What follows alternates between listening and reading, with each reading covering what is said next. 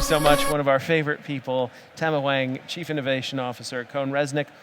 What do you see? What are the implications of this? I think we've seen Microsoft here bringing their ecosystem to bear. As I'm looking down the aisles, I mean, in the past it's been, okay, you have your software folks over here, you have your services folks over here, you have your hardware folks over here. Now it's just all come together. Yeah. Right? You have the embedded technologies, you're seeing devices here. I saw a robot cleaning carpets. Yeah, it's right. It's all coming together. So what does that mean for us as an industry? I think, we've been really thinking about the trends, and we're coming at it with a generational theory, if you will, right? So if you think about the baby boomers, they grew up with television. Television informed, it talked at you, it was a monologue. Yeah. Okay? And then we came to the Gen-Xers like myself, and what we had was the personal computer. So we were starting to be able to direct. We could tell it what to do. And now we have the Millennials, and the workforce today is kind of sitting between the Gen-Xers and the Millennials. The Millennials grew up with the internet, right? So they didn't have to go to a place to look something up or to make a phone call to somebody. Right? So, and in the next 5 to 10 years, what we're going to see is the Gen Y generation coming into the workforce, and that is a generation that grew up mobile. Okay? Yeah. They're not used to having to go to a place to work. It's, have laptop, have phone, will go anywhere. And I think real estate is going to have to adapt to that. Thinking about my children, which are going to be, GenAlpha. Yeah.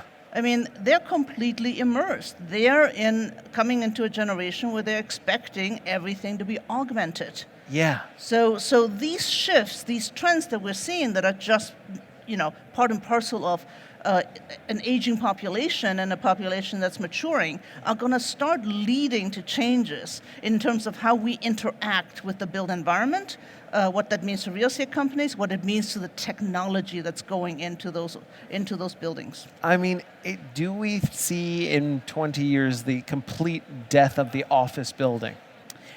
It's an interesting thing that you're saying that. I think that the way that we've conceived and perceived it to be is going to go the same way as the shopping center and the shopping mall. Right. The shopping centers have reinvented themselves as leisure centers. We're going there not necessarily to shop or buy, but to interact. And I think that the one thing we should not forget is that we as human beings thrive on intimacy, thrive on connection. Yeah. And no matter what, that's going to remain. So we're still going to the shopping center because we want to watch a movie. We want to go shopping with our friends. We want to go eat. Yes. And the same thing is going to be true of the office building. Not necessarily that you have to go there to get your work done. You could go anywhere to do that, but you want to go to exchange ideas. You want to go for the human connection. I see. And yet, something tells me that in 20 years, the virtual space will be so rich that in some ways it will probably trump the real space because there's no way we can have our colleague from Egypt sitting with us in that space. I think it's going to be augmented by it, right? So it's not an either or. I don't think that office spaces are going to go away, but we're going to enrich our office spaces with technologies that's going to allow us to eliminate that distance you've just described. Yes. The collaboration is going to become much more seamless. I mean, today, we walk into an office into a conference room, and it's okay. We expect to waste 7 minutes figuring out which dongle to plug into your Mac versus my laptop, and then, who knows how to work the conference. Speakerphone. Exactly. Right? Like, the next generation it's just not going to have any patience for that, right? No. They're going to walk in, they're going to expect the room to know who they are, why they're there, what they're there to do, and who they're there with. Right. Do you start to see that already? I mean, in the environments that you're in, what are some of the more interesting technological innovations you've been seeing recently? I think that we're definitely seeing those things starting to happen. We are harvesting data differently. and we're applying that data towards greater efficiency. So, for example, Gary, if you have a tendency to really like, the cool conference room and you always overbook, I know you only have 3 people showing up, but you tell the conferencing center every time you have 10 people coming. Guess what? I know.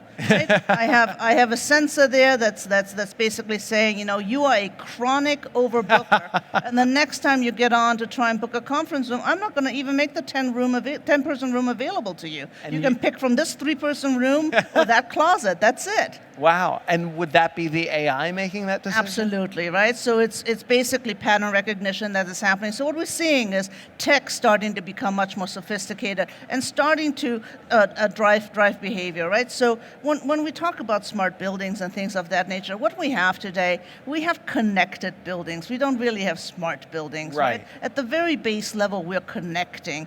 And then you're sensing, and from the sensing, you go, starting to go from a monologue to a dialogue with your building, and eventually, as the buildings get smarter and smarter, they're going to be able to participate in your business process and to be able to, augment your business process. How many years away are we? I think that different parts of the world are making different progress. Yeah. So, I think that realistically, Asia in particular, as well as Europe, are really ahead of the curve on this. Yeah. And a lot of that has to do with greater population density. Right. When you're in places like Hong Kong or Singapore, you can't grow like you can here when you're, in the middle of the country.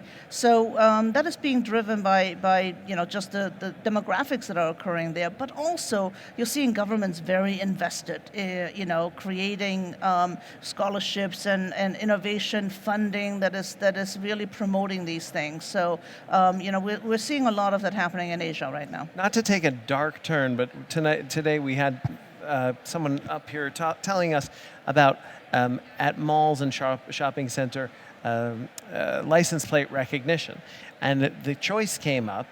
Well, you would be able, if you couldn't remember where you parked, to plug in your license plate and go, hey, this is where you parked. Mm-hmm. But then they realized that was a bit of a privacy issue, because so could someone else.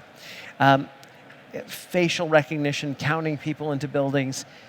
The idea that I believe, and you'd have to correct me, that in China there's now like sort of each person gets their own social media score of goodness in a way. What do you see? What are the implications of this? I think the reality is, and you saying you're taking a darker turn, let me take you darker than that. Okay. I think the reality is that it's already happening. Yeah. Okay, so I think that what you have in China is that it's overtly happening, as opposed to here where it's covertly happening. Okay. And it is happening in China in terms of a public entity called the government, whereas here it's happening in terms of private entities called, Google and Facebook and Apple and so on and so forth. So we're talking about how I can find any photo of myself on Facebook, but how is that information being darkly used? I don't think it's about it. I mean, it depends on who's buying and selling that information, if you will, right? I heard yesterday that anything that is free, you are the product. Oh, wow. So Facebook is free, so you are the product. I think what we're seeing there is that we need to get to a balance, and the balance is between convenience and privacy, right? So there are things that I absolutely love about the fact that Apple knows as much as it knows about me, right? I use Apple Pay to buy something. I never have to enter another credit card number, an address, or anything else. It just shows up. Right. Right? And then you're thinking about it going, wow, did I like that did I really want that to happen? Right. There's that convenience of it, and you're saying, hey, when I'm buying a pair of shoes, it's okay.